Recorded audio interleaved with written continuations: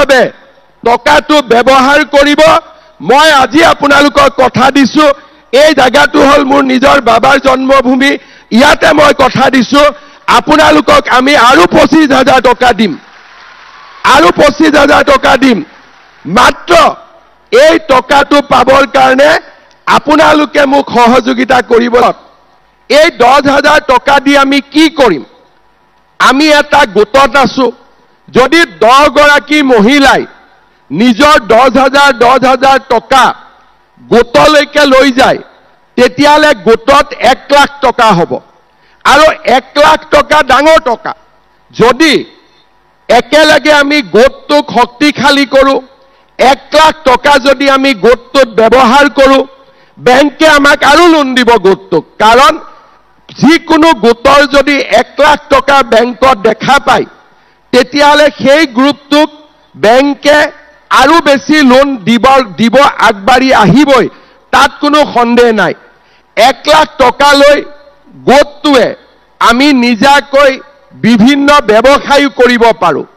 আৰু যদি কোনোবা মহিলাই ভাবে যে নহয়, মই গোটটোক টকা নিদিওঁ, আমি গোটত এই টকাটো নিদিওঁ কাৰণ গোটটো আমাৰ চলি আছে, এই 10,000 টকা দি আমি নিজৰ কিবা নহয় কিবা ব্যৱসায় কৰিম।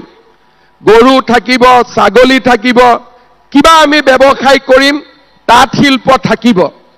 তৃতীয়, মই আৰু এটা কথা কৈছো যে আমাৰ ঘৰখন স্বামী আৰু পত্নীৰ মাজত চলে। আমি দুজন নহয়, দুজন মিলি আমি এজন। এইটোৱে আমাৰ পৰিয়ালৰ ধাৰণা। হিন্দু মানুহে পৰিয়াল বুলি ক'লে এজন বুজে।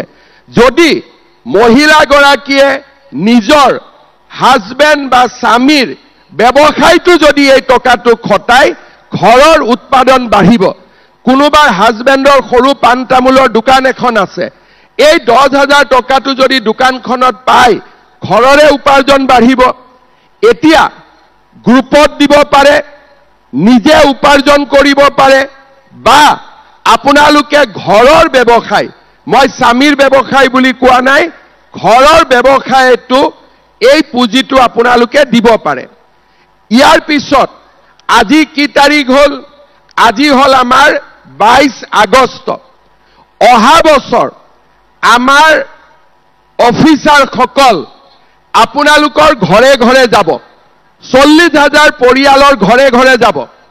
আৰু আমি আপোনালোকক এখন কাগজ দিম যে আপোনালোকে এই টকাটো কি কামত ব্যৱহাৰ কৰিলে। বোলে মই মোবাইল কিনি দিলোঁ, তেতিয়াহ'লে আৰু আমি গ'লো আৰু মোবাইলতে থাকি গ'লো, ঠিক আছে।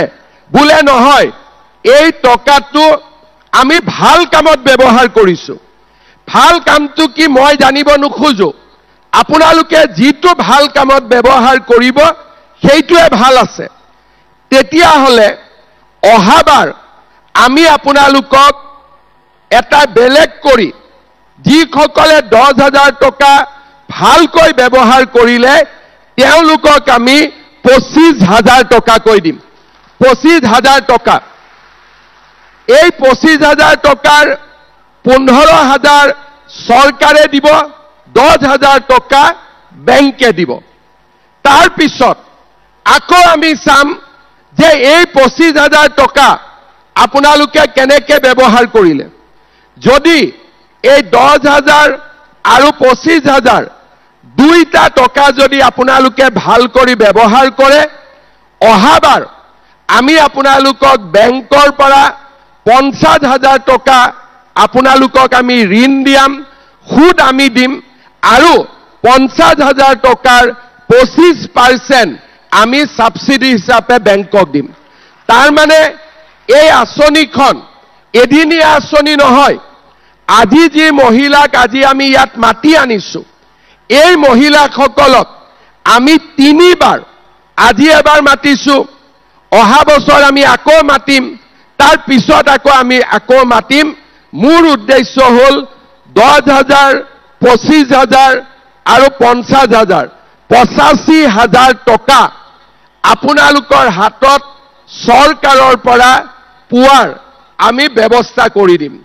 এতিয়া আমাৰ বহুত মানুহ আছে যোনে ক'ব কৈছে দিব নেকি চৰকাৰে কলেই দিব না আজিৰ 1 বছৰ কংগ্ৰেছৰ মানুহবিলাকে কি মাথা মাৰি আছিলে তহঁতক নিদিয়ে হিমন্ত বিশ্ব শৰ্মাই ঠগালে কৈ আছিলে নে নাই আছিল নে নাই কি কৈছিল কংগ্ৰেছ বিলাকে যে আমি মহিলাসকলক টকাটো নিদিও আমি তেওঁলোকক ঠগালো সেই কাৰণে আজি নলবাৰীৰ কংগ্ৰেছ বিলাকে এদিনৰ বাবে লুকাই থাকিব লাগে নে নাই কাৰণ ইমান দিন তেওঁলোকে আমাৰ মহিলাসকলক বিপথে কৈ আছিলে যে চৰকাৰে নিদিয়ে নহয় এনে গছপুলি ৰুৱালে এনে দৌৰাদৌৰি কৰালে হয়নে নহয় আজি কিন্তু আপোনালোকে সকলোৱে দেখা পালে যে হিমন্ত বিশ্ব শৰ্মাই যি কয় তাক আখৰে আখৰে পালন কৰে তাত কোনো ধৰণৰ কাকো আজিলৈকে আমি কেতিয়াও প্ৰবঞ্চনা কৰা নাই যোৱাবাৰ ইলেকশ্যনৰ আগতে যেতিয়া আমি অৰুণোদয় আঁচনি আনিছিলো তেতিয়া কংগ্ৰেছ বিলাকে কি কৈছিলে এইবিলাক ইলেকশ্যন বুলি আনিছে ভেলকিবাজি ইলেকশ্যনৰ পিছত নাথাকে এইবোৰ কিন্তু আজি 5 বছৰ অৰুণোদয় থাকিলে নে নাথাকিলে যোৱাবাৰ ছোৱালীবিলাকক আমি নিযুত মইনা দিলো বোলে নহয় ইলেকশ্যন বুলি দিছে অহাবাৰ বন্ধ হৈ যাব আকৌ এইবাৰ আমি ছোৱালীবিলাকক আকৌ ফৰ্ম দিছো নে নাই দিয়া তাৰ মানে আমাৰ চৰকাৰে আজিলৈকে আমি যি কথা কৈছো তাৰ পৰা আমি আঁতৰি অহা নাই যিসকল আই মাতৃয়ে সুন্দৰভাৱে টকাটো ব্যৱহাৰ কৰিব মই আজি আপোনালোকক কথা দিছো এই জায়গাটো হল মোৰ নিজৰ বাবাৰ জন্মভূমি ইয়াতে মই কথা দিছো আপোনালোকক আমি আৰু 25,000 টকা দিম মাত্ৰ এই টকাটো পাবৰ কাৰণে আপোনালোকে মোক সহযোগিতা কৰিব লাগিব মোবাইল কিনি দিলে মই সহায় কৰিব নোৱাৰিম হবনে যদি মোবাইল কিনি দিয়ে তেতিয়াতো মই একো কৰিব নোৱাৰিম ভাল কামত ব্যৱহাৰ কৰিব ভাল কামটো মই আপোনালোকক নিশিকাও মনতে যিটোৱে ভাল কাম বুলি ভাবে বোলে গ্ৰুপত টকা কেইটা থম বোলে নিজে খৰচ কৰিম বা আমি ঘৰৰ ব্যৱসায়ত দিম যিটোৱে কৰে মাত্ৰ 1 বছৰ পিছত যেতিয়া মই আপোনালোকক সুধিম যে কি কামত টকাটো খৰচ কৰিলে আপোনালোকে যাতে কামটো আমাক দেখুৱাব পাৰে হবনে এই গ্যালাৰীত বহি থকা বাইদেউসকলে বুজিছে নে নাই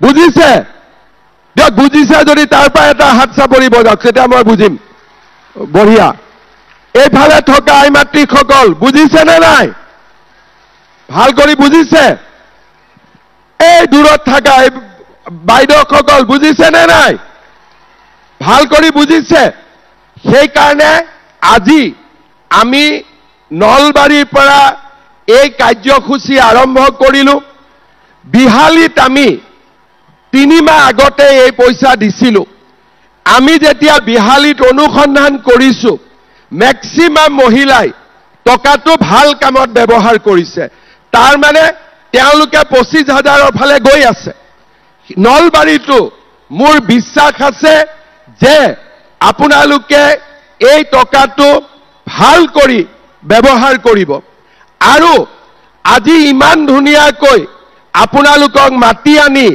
ইমান মৰম কৰি সিলেকশ্যনৰ পৰা আৰম্ভ কৰি ফৰ্ম ফিলআপৰ পৰা এই গোটেই কামখিনি নলবাৰীত ধুনীয়াকৈ কোনে কৰি দিলে আমাৰ মন্ত্ৰী জয়ন্ত মল্ল বৰুৱা ডাঙৰীয়াই কৰি দিলে সেই কাৰণে এই যে আপোনালোকক আগবঢ়াই আনিছে ইমান ধুনীয়াকৈ মিটিং পাতিছে কাউন্টাৰ খুলিছে ধুনীয়াকৈ চেক দিব এই গোটেইখিনি কাৰ কাৰণে হৈছে জয়ন্ত মল্ল বৰুৱাৰ কাৰণে হৈছে সেই কাৰণে ইলেকশ্যনত জয়ন্ত মল্ল বৰুৱাক একদম ডাবল ভোট দি দিব দিবনে নিদিব বঢ়িয়া এতিয়া ৰাইজক মই এটাই অনুৰোধ কৰিম বহুত দীঘলকৈ আজি ভাষণ দিয়াৰ প্ৰয়োজন নাই সকলোকে ভাষণ দিব মই আৰু সুবিধা পাম এটা মোৰ অনুৰোধ 70টা কাউন্টাৰ বনাইছে মহিলা হল 40,000 70 পূৰণ 500 যেনে তেনে 35,000 মহিলা হ'ব আমি মিটিং কৰি যোৱাৰ পিছতো চেকখনত লাইন লৈ লওঁতে 3-4টা 5টা বাজি যাব। সেইকাৰণে মই দীঘল কৰি কথা আজি নকওঁ, কাৰণ আপোনালোকৰ কষ্টও আছে, খালি সবৰে নামত চেক আছে। গতিকে তাতে দৌৰা-দৌৰি কোনেও নকৰিব, হ'ব? ইয়াত যিমান মহিলা আছে, কেইগৰাকীমান বাইদেৱে নাই পোৱা বুলি কৈ আছে, তেওঁলোকৰো মই কথা শুনিম। যিসকলে জেনুইনলি নোপোৱাকৈ আছে, চৰকাৰী কামত কেতিয়াবা কাগজ পত্ৰত কোনোবা বাদ পৰি যায়, তেওঁলোককো আমি চাম, কোনো সমস্যা নাই। কিন্তু আজি যিসকল